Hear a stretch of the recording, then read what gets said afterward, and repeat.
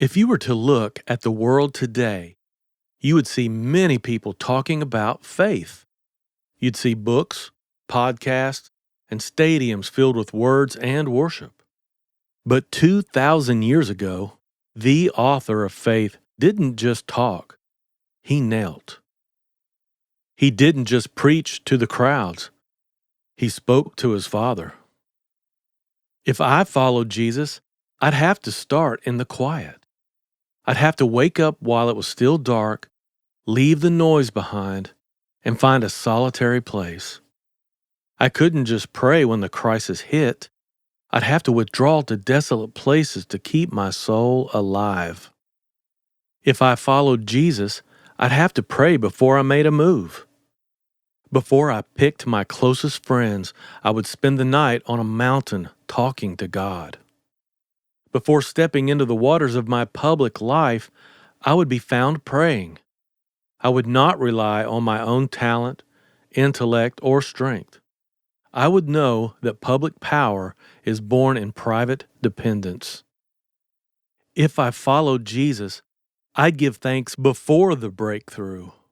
I wouldn't wait for the miracle to happen before I said thank you. I'd look at a few small loaves and fish, clearly not enough to feed the crowd, and I'd look up to heaven and bless them anyway.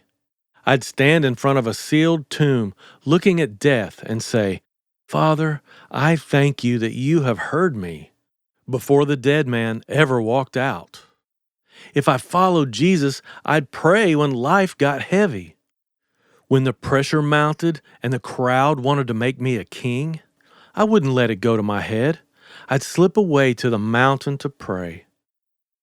And when the ultimate agony came, and the sweat turned to drops of blood in the garden, I wouldn't run.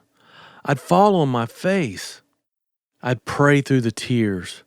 I'd scream out with loud cries to the one who could save me.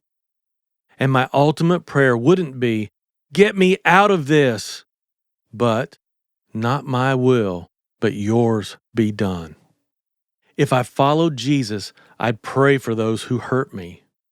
I would look at the person who let me down, the friend about to deny even knowing me, and say, I have prayed for you that your faith may not fail. And when they nailed me to a cross, when they spat on me and mocked my pain, if I followed Jesus, I'd use my very last breath to pray for my enemies. I would look down at the people holding the hammers and cry out, Father, forgive them, for they do not know what they are doing.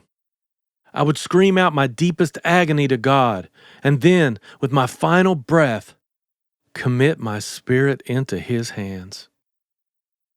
We want His crown, but we avoid His closet. We want His power, but we skip His prayer life. The Bible says that in the days of His flesh, He offered up prayers with loud cries and tears. If the Son of God needed to pray that much, what makes us think we can get by on a quick thought before dinner? If I followed Jesus, I'd pray.